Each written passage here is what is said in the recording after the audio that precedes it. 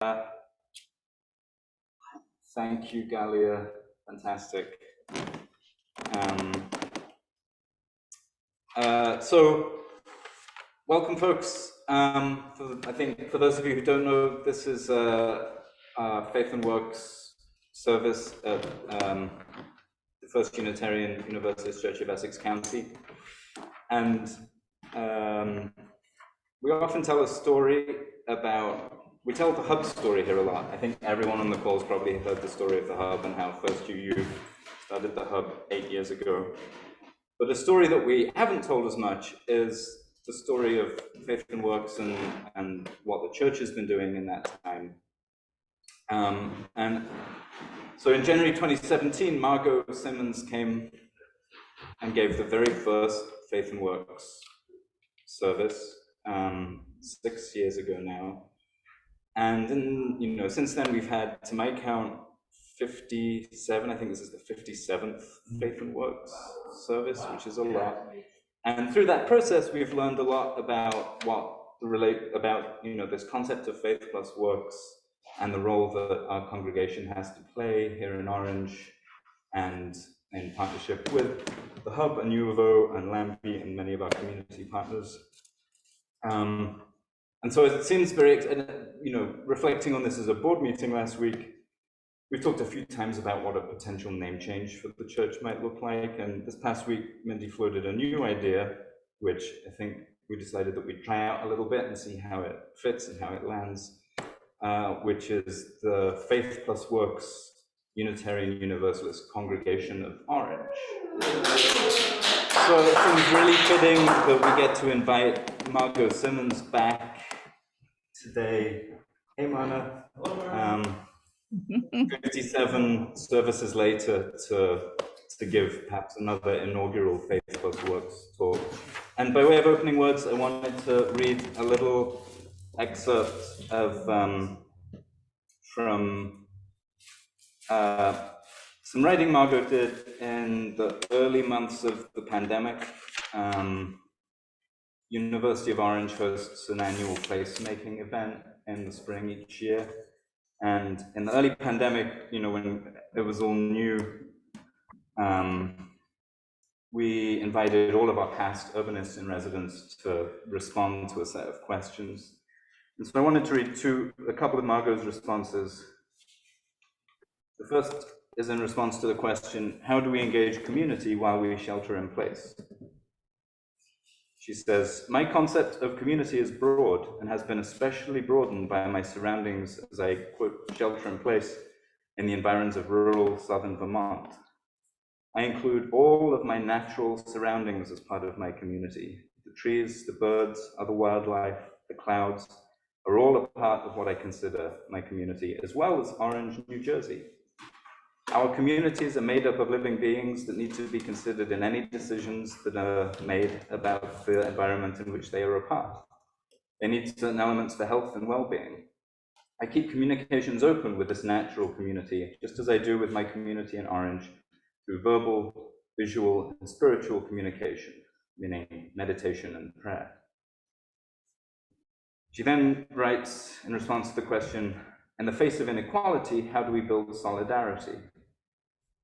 She says, we continue to emphasize and speak out for what we are for. We continue to speak our truth and address inequality wherever it crops up. And we look for and make connections with those that share our truth and aspirations. We are stronger and can accomplish more with like-minded individuals. We are stronger together.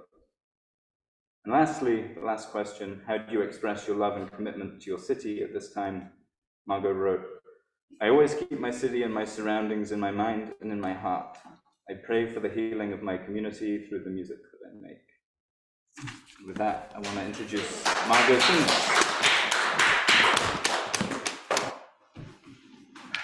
Thank you so much, Doug. Thank you all for being here. I'm so deeply honored to come back and do 6 years later, do Faith plus Works presentation. I was deeply honored the first time, and I'm deeply, deeply honored this time. And I thank you all for being here. The topic of my presentation, all my relations, comes from the Lakota term, mitakuasi, which is used at the beginning of presentations or speeches, or when someone is going to address a group of people. In that phrase, it means all my relations, or we are all related. It sums up the whole focus of Lakota spirituality.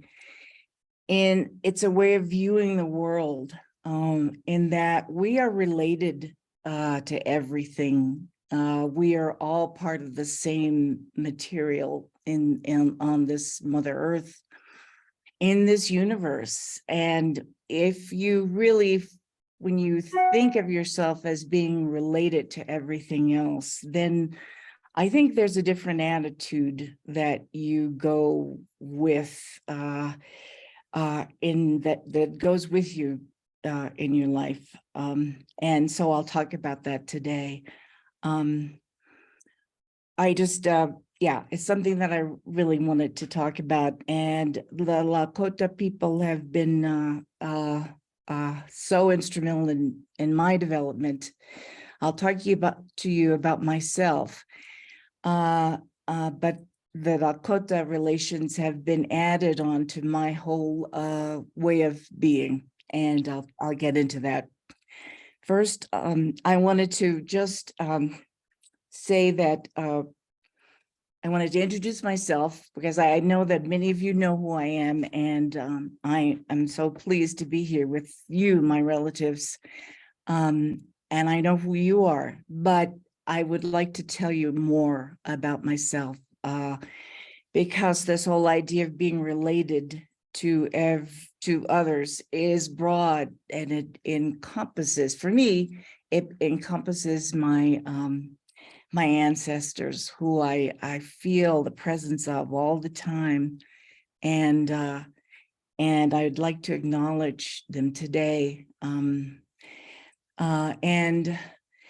when asked, I use the pronouns we and us, and it's difficult to talk about oneself when you're always saying we and us.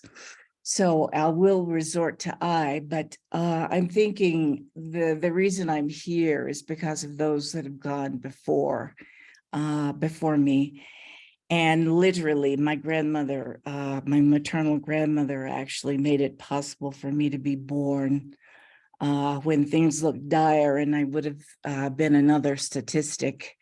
She came through and pulled me through. So I have acknowledged that. First, I'd like to acknowledge the land that I'm coming from. I'm in Mexico, and this is the traditional land. North Central Mexico is the traditional land of a group of people that were called the Chichimecas. This umbrella group represents a few different nations or tribes, and let me tell you who they are. The primary tribes that occupied this land before Spanish contact in 1522 were the Zacatecos, the Guachichiles, the Tecuexes, the Caxcanes, Otomi, Pames, and Guamare people. And I've had quite a few talks to the dentist that I've been going to about the original people that were in this area, this land. They are, of course, still here. In the history books, it always talks about, it used past tense, was, and and stuff. But we know these people are still here, and their descendants are here, and they know about them. So I'm going to talk and then play some music as well, of course. I mean, in addition to, I think I want to read my ancestors' names, because I started to think, well, these people are these people have urged me to do this and do that. And really, they urged me to go out to South Dakota and go to Wounded Knee and spend time there. And that's why I went. But I am the daughter, Margaux Simmons, the daughter of Delphine Millicent Slay and John Simmons Jr. of Nashville, Tennessee. The granddaughter of Nellie Mae Bluen and Henry Slay of Parsons, Kansas, on my mother's side. On my father's side, Mary King and John Simmons Sr. of Pulaski, Tennessee. The great-granddaughter of Della Dickerson and the great-great-granddaughter of Mary Bluen of Shelbyville, Tennessee.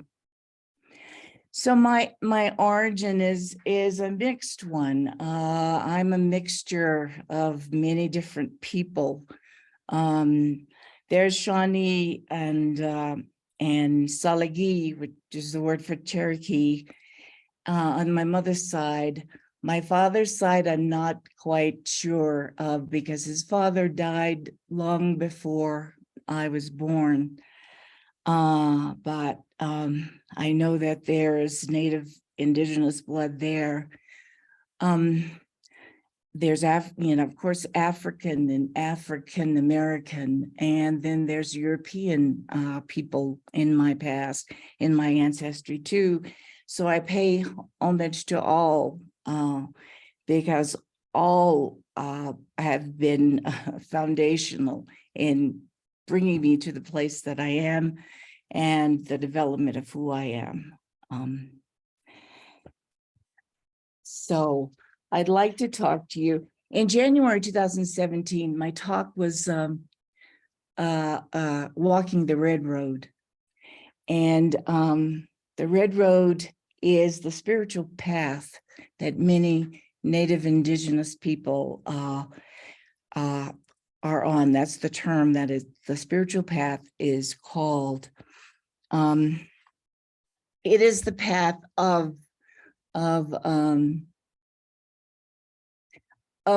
relations, of seeing that the world is related, that we're part of everything, that Mother Earth and Father Sky are indeed, our parents, our ancestors, that what if when somebody else is hurting, we will feel the pain. We're all related.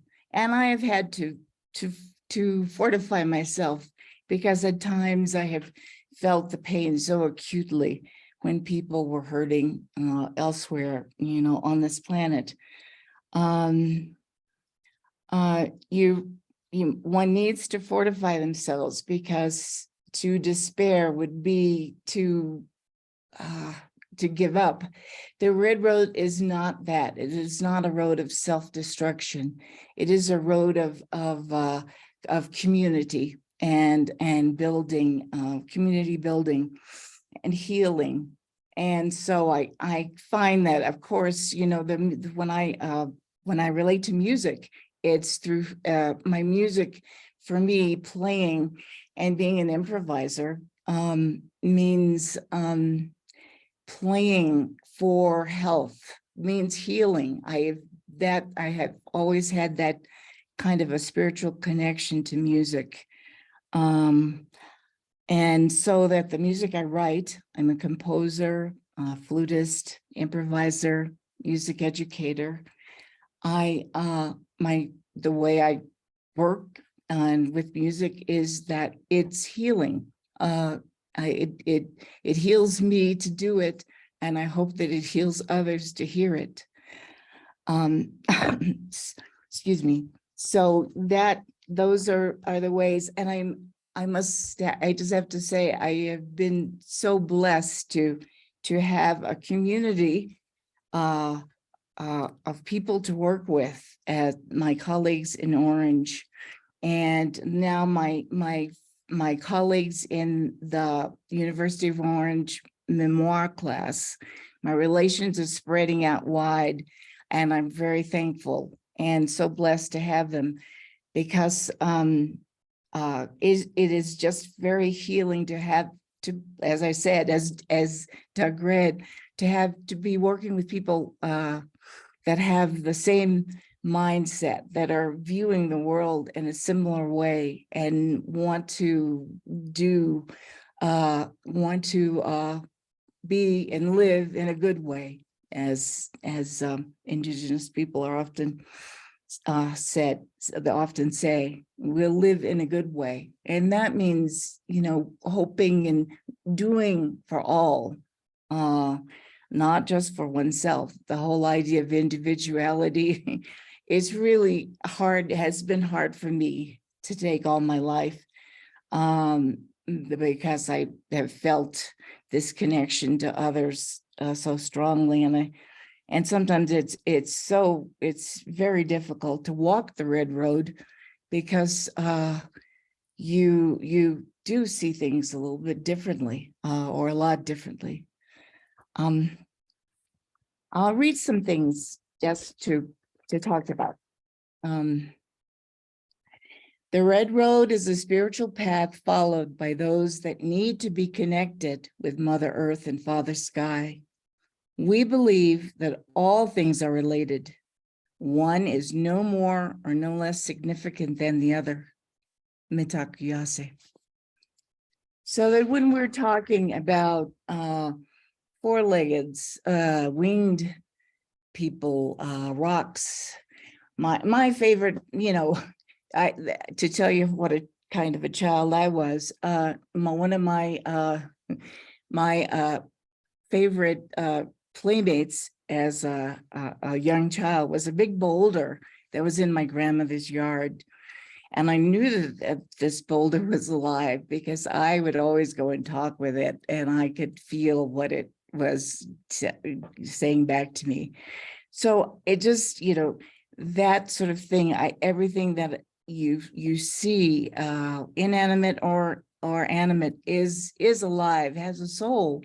And when making decisions about how to proceed with things in life, everyone has to be taken into consideration. And this is where we come to 7 generations ahead and 7 generations back. So this means a long scope needs to be carried through. And it's been very difficult living in the past, living in climates where that long scope is not carried through. I want to read you, it says, this is from a group that I'm in. There's various groups in social media. I'm on a group called To Walk the Red Road. And the writing is this: the red road, or the red path, is the native spiritual path. Walking the red road means living in the moment, connected to all that surrounds us, respecting all of our relations and Mother Earth and Father Sky. It means finding a balance between and attending to our 4 sides: spiritual, physical, mental, and emotional. It means taking care and respecting ourselves and the Creator. It means being thankful for what we have, to only take what we need and to give back. To give back to those around us and to the spiritual world, and to remember where we have been, to remember and honor our ancestors. It is walking in the right path of life, where we do the right thing, even if it's hard at times. Its opposite would be the path of self-destruction. The red road is a road of respect, humbleness, truthfulness, spirituality. It is believing that there is a power higher and greater than us who has a path for us. Each step on our path will be shown to us in time. It certainly does not mean having a perfect life. We can fall and stumble on the red path, but we also get up and keep going. We discover ourselves as we walk and learn from mistakes we have made. We grow and evolve, but the goal is to live a balanced life 365 days of the year. to balance our commitments to our family, friends, community, work, spirituality, and to ourselves. Not an easy task, but one to strive toward. So that, to me, it summarizes that the whole idea of relations, that we're walking this road and we include everybody, all that is around us is part of our path. We have the creator. I was talking a little bit to my dentist about this talk. He asked a lot of questions. And what is this higher power called? And so the word I'll use is for this spirituality is of the Lakota people is Tankashila and Wakantanka, the Great Spirit. So the idea that there is a power, of course, that is out there, is all around us, and we may not know what things and why things are happening, but there is a path, that for us that we're walking. I'd like to ask you today. I'm going to play if Doug will play, my esteemed colleague, Doug. I'm just so thankful for him and for Molly and for everyone at the University of Orange and the Hub. I'm very grateful to you. I'd like to ask Doug if you would play it's a segment of piece that I played on alto flute that I'd like you just to listen to and to think about as you're listening, your relations, what you consider your orb, your ancestors. Think about your ancestors, and as you listen to this music, and what relationship would make sense for you to them, your ancestors, and others around you.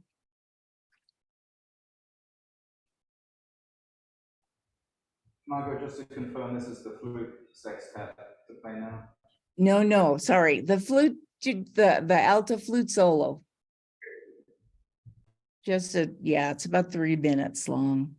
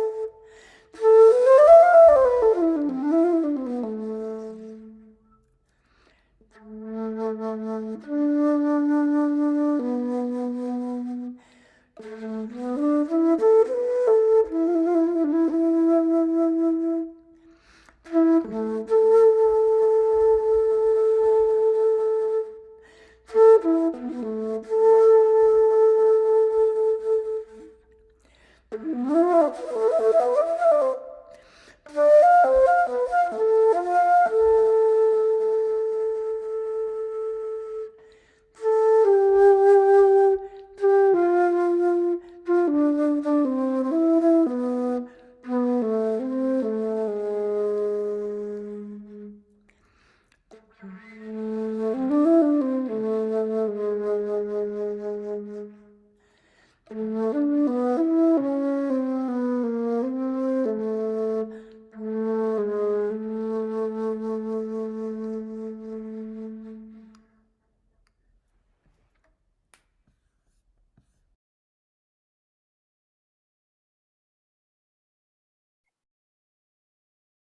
you, Doug. I want to just read a couple more excerpts by people who were kind of explain or talk about my relations. From Black Elk, and I think this is a piece that I did read 6 years ago. He says, the first piece, which is the most important, is that which comes, the first PEACE, which is the most important, is that which comes within the souls of people when they realize their relationships, their oneness with the universe and all its powers. And when they realize at the center of the universe dwells the Great Spirit, and that its center is really everywhere. It is within each of us. To walk the red road is to know that every person and everything created by the Great Spirit have some knowledge to pass on to one who will listen with an open heart and open mind. And this is so much, that is so important to the University of Orange's main goal, that everyone has something to teach and everyone has something to learn. In this universe, all activities, events, and entities are related. Indians believe that everything in the universe has value and instructs us in some aspect of life. Everything is alive and is making choices that determine the future. So the world is constantly creating itself. With the wisdom and time for reflection that old age provides, we may discover unsuspected relationships. This is a quote by Vine Deloria Jr., who is an academic and philosopher from the Standing Rock Sioux Reservation. We're all connected. This is what the elders have told us for a long time. If we are connected to all things, then whenever we harm anything, it causes harm to ourselves. If we destroy the air, then we will be affected by what we breathe in. If we poison the earth, we poison ourselves. We must respect our mother and earth, and she will respect us in return. We must open our eyes and obey the spiritual laws that govern the earth and ourselves. And the writer, Robin Wall Kimmerer, author of Braiding Sweetgrass, says, in some native languages, the term for plants translates to those who take care of us. So plants are taking care of us. We're not necessarily taking care of them. What you must realize is that everything on the earth works together, and humans are not, I don't believe, there's a whole thing that about humans being at the top. I had a really terrible falling out with a colleague who argued with me that humans were the most intelligent of all the species, and I said, there is nothing that lets us know that about the way that humans are acting right now. And so anyway, he never spoke to me again. But this is sort of the root of my music. And I realize that when I'm playing and I do perform out with my old group, I'm going through a 50th anniversary with the Pyramids, a group I started in college with others. I co-founded with others in college.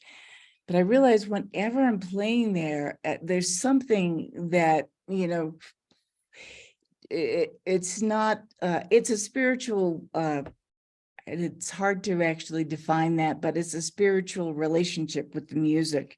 And that I hope that that comes across as something that comes through me and comes out with playing on the flute. So I'm, you know, I'm playing lots of flute music today. The flute has been my instrument, different kinds of flutes, that, you know, my whole life. So I'll, you know, ask Doug to play a bit of the flute sextet, 6 flutes that he was so wonderful with recording for me a few years ago, and just play a little bit of that, which I think of as a garden. This flute piece is like a garden of sounds that I'm working. I called, the name of it is Coming Home, because what goes through and has gone through my life is sort of always is looking for home, searching for home, and then realizing as, you know, I'm getting older, and it's taken a whole lifetime for me to get to know who I am, that the home is inside of me.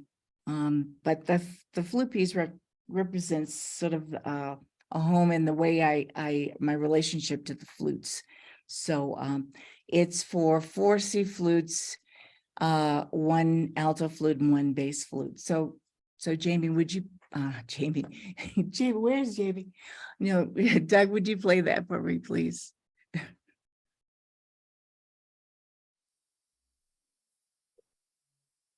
Here.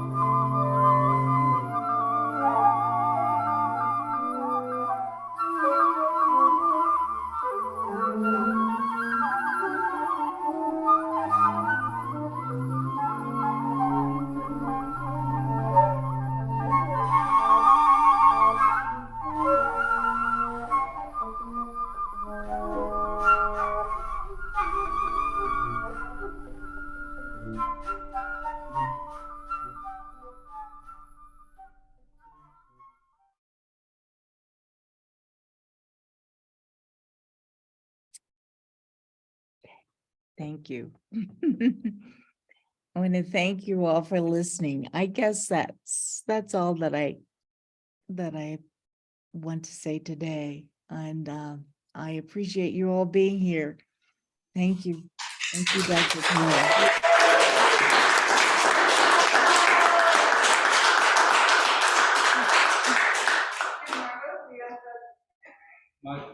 Margaux can't see us. Margaux, there are some 15 people in the sanctuary here. Oh my goodness.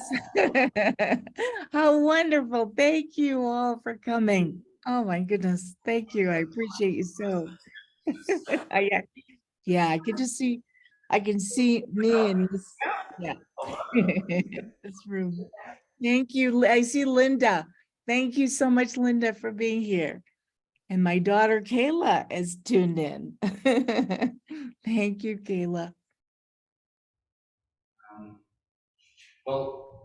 Super. Thanks, Margaux. Does anyone online or in the room have any questions or comments? Yes. Any questions or comments? I wanted to ask that too. Folks on Zoom can just come on mute. Okay. Well, yeah. Go ahead, Margaux. feel free. I just said, if anybody has any comments or any questions later, feel free to email me or let me know if you want to ask anything or talk. Thank Dahlia you. has a comment. Dahlia, do you want to come up so Margaux can see you? Hi, Margaux. Hi. Who is that? Dahlia. Hi. Oh, hi, Dahlia. Hi. I can't see. Look, there, I see you now. Oh, great. Hello. I love everything that you said, and I appreciate just sort of reflecting on the just us all being relatives. And something that also really resonated with me is when you talk about your music as healing for yourself, but also to heal others. I think that's like really something to think about just in terms of how we think about how we care for ourselves and how that enables us to care for others, and how that teaches us what healing is. It's like what we do to soothe ourselves and how do we share that, and also just how that relates to the entire sort of pedagogy of everyone has something to teach and everyone has something to learn. Good. So it's just and I just really Yes, appreciate it. yes, thank you, thank you. I really, it does, it's at the heart of everyone has something to teach and everyone has something to learn, which means that we're sharing, we're healing each other. And I think that is, it's foundational to, to good health. Just, it really comes down, and it's something that I didn't mention is, I take it all the way to that is love, isn't that? I mean, when we are sharing and caring for each other, that is, I know that this is the month of the Valentine's Day and all that, and Black History. Dr. Martin Luther King talked about that, of course, was so important, universality and love. That's at the heart of it. If we can think of others and care for others, then that's what love is all about. So I'm thank you, Gaia. Yeah, the whole thing about, as I'm thinking about myself and learning about myself, and I've got to thank all of my mates in the memoir class, for Linda and everyone for helping me along this journey. It's that, if I was thinking, okay, who am I? What am I? And, and a big, the word love keeps coming up because, I can say that was fundamental in, for me and with my family. And so I'm happy, that is there for a long time. It is difficult to go out. into the world where that is not, that's not the fundamental quality people think about. And I can say that my whole, a large part of my life was sort of suffering because, oh, they don't think of me like my family thought it'd be, I had to really think about that. So and I didn't appreciate my sensitivity and going toward that way, but, now I found out that I do appreciate it after all. Thank you. Sheree Harrison says, awesome job. It's in the comments in the chat comment. Oh, yes. Thank you. Thank you, Cherie. Thank you. I'm so happy. Super. Well, I have some closing words. I believe also Karen has the plate, which will pass around if you are able, and maybe Karen can also put a link in the chat for folks who are on Zoom, or maybe not for virtual plate. But if not, no worries about it. Anyway, to close, on Molly's advice, I've selected a poem that we know that Margaux shared with many of us. Keep looking back there, like Margaux's back there. I'm there. Anyway, I know Margaux loves this poem a lot, and I think for many of us, this poem encapsulates some of the deepest lessons that Margaux has taught us in unusual ways. Anyway, this is a poem called Advice to Myself by Gwen Nell Westerman. Leave the dishes. Let the celery rot in the bottom drawer of the refrigerator, and an earthen scum harden on the kitchen floor. Leave the black crumbs in the bottom of the toaster. Throw the cracked bowl out and don't patch the cup. Don't patch anything. Don't mend by safety pins. Don't even sew on a button. Let the wind have its way. Then the earth that invades as dust, and then the dead foaming up in grey rolls underneath the couch. Talk to them. Tell them they are welcome. Don't keep all the pieces of the puzzles, all the doll's tiny shoes in pairs. Don't worry who uses whose toothbrush, or if anything matches at all, except one word to another, or a thought. Pursue the authentic. Decide first what is authentic, then go after it with all your heart. Your heart, that place you don't even think of cleaning out, that closet stuffed with savage mementos.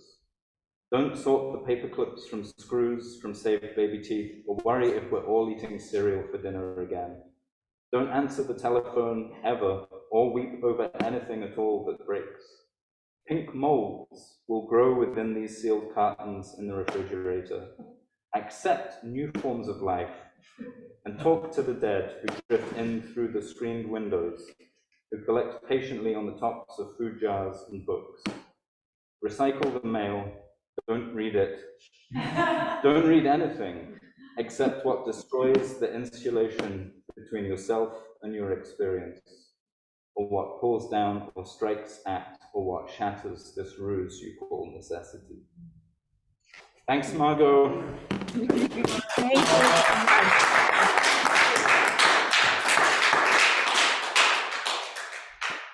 Thank you. Darcy? Could I make a pitch for next month? Yeah. Please, Darcy. Yeah, Darcy's going to make a pitch for next month. Do you want to come and stand up here? Marta has something to say.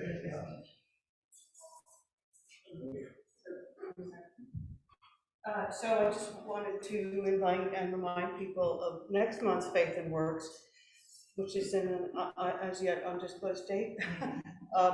My friend Kate Dodd will be speaking. Kate is an artist. She has exhibited locally, regionally, and nationally for the past 35 years. Her particular theme, which really dovetails with what Margaux was talking about, is the current climate catastrophe that we're currently living in. So just saying she's a sculptor doesn't really tell you much, but for example, she only works with recycled and discarded materials. So she's made, 10-foot trees out of discarded plastic soda bottles that you have to see to believe it. The butterfly is a very potent symbol for our current ecological state that we're living in. So we recently saw a giant butterfly that she made that was thousands of cut up butterflies. So her work is very powerful and very physical. So I'm looking forward to hearing what she has to say. Yeah. March 25th. Thank you. That's great. I'm here. March 26th. Thank you. Just to say the rest of the schedule. Thank you. April 9th is Seder. Great. Okay. May 14th is Flower of Union. And Becky connected us with Sabrina Trupia, who's an intern at Montclair Museum, who's very interested in Reverend topic, who was never here. And so she's going to give a talk before we plan maybe at 9 a.m. And on June 11th, our own beloved Daryl Berger is going to come back and talk with us, and that'll be followed by our annual meeting. So very exciting schedule. Yes, indeed. Hi, I'm Myrna, everyone. For those of you who are not members, I'd like to give a personal. We are a church of love, and I'd like to give a personal invitation for you to become a member of our church here. We would love to have you. If any questions, please feel free. And on the 26th, someone will be here. You want to come before then to speak or anything that you'd like to know, please remember, we're a church of love. The doors are open. And thank you. I love it. The Church of Love. Yes. Thank you, Myrna. Oh, yeah, Frank was just saying that one of the things that, a number of people we're a congregation that has people of that think we're on many faith capacities. And so church is equal to some faith pathways, but not all. And so at our board meeting, we really discussed, but it's come up many times, that we shouldn't be a church, we should be a congregation. And so,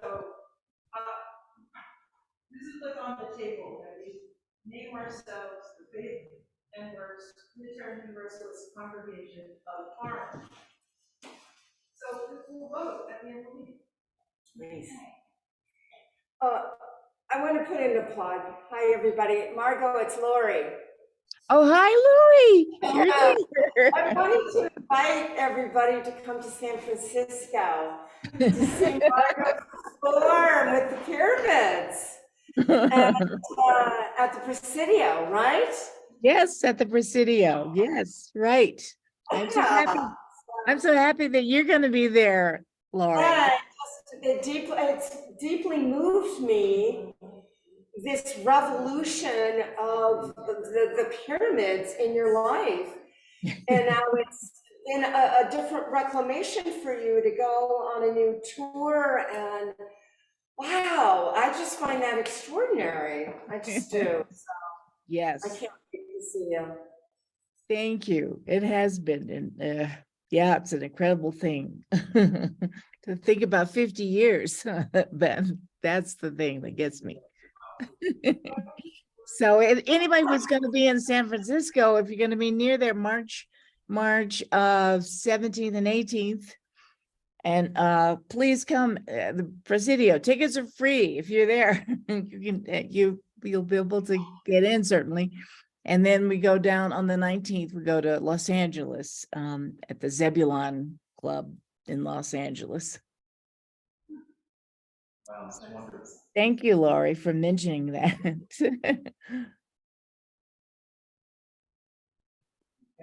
Super. Well, thanks, everyone. Thank you, Margaux. Okay, thank you so much. Hey, Margaux. Thank you. I love you all. Thank you so much. We love you. You look beautiful, Margaux.